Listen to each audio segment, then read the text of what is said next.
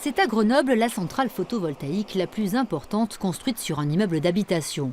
Un quart sera dédié à l'autoconsommation des locataires s'ils décident d'adhérer à l'expérimentation et de signer un contrat avec l'opérateur public GEG pour leur acheter cette énergie. C'est vraiment une sorte de circuit court.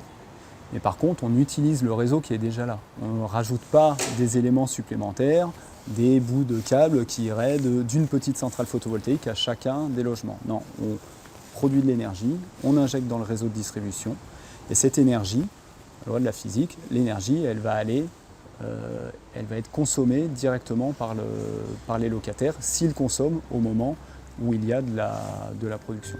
Grande nouveauté, des batteries de stockage vont être construites pour permettre d'augmenter l'autonomie des deux immeubles à 66% et non plus d'utiliser l'énergie produite uniquement lorsque le soleil est à son zénith, de 11h à 15h.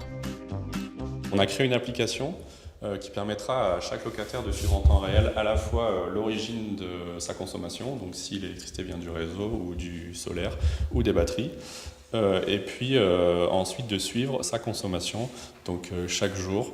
Les futurs locataires de cet ensemble HLM de 62 logements pourront tous candidater pour participer à cette expérimentation qui durera 5 ans. Il ne s'agit pas seulement d'autonomie en électricité, car l'eau de pluie sera également collectée et potabilisée. La consommation en eau du résident pourrait ainsi être divisée par 2 ou 3.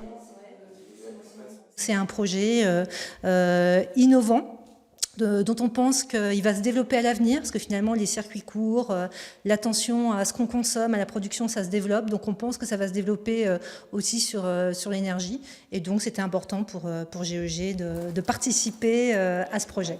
Les premiers locataires intégreront leurs appartements en mars 2020. Cette année-là, un autre projet de bâtiment autonome devrait voir le jour à Échirolles.